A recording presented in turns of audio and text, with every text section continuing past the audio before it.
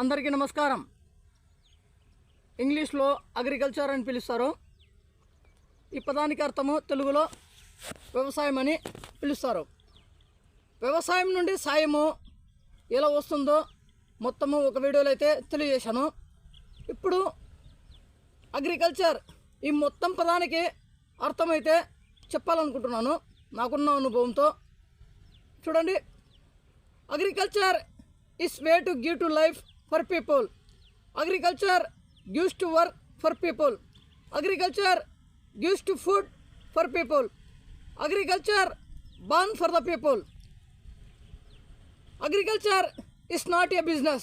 చూడండి, వ్యవసాయము ప్రజలకు బతకడం కోసము దారి చూపిస్తుంది. వ్యవసాయము ప్రజలకు పని చూపిస్తుంది, పని ఇస్తుంది, ఉపాధి చూపిస్తుంది. వ్యవసాయము పుట్టిందే ప్రజల కోసము. వ్యవసాయము వ్యాపారం అయితే కాదు. ఇదండి, దీని గురించి మొత్తము ఒక లాంగ్ వీడియోలో అయితే తెలియజేస్తాను. మొత్తము ఉన్నది ఉన్నట్టుగానే చెప్తాను, మీకు అర్థమవుతుంది. ఇప్పుడైతే వ్యవసాయము రైతు తనకున్న వ్యవసాయ భూమిలో వ్యవసాయం చేస్తేనే ఇవన్నీ మనము చూడగలుగుతాము.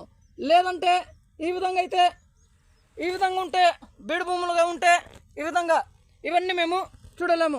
అదే దాని గురించి మొత్తము ఒక లాంగ్ వీడియోలో అయితే తెలియజేస్తాను. చూడండి.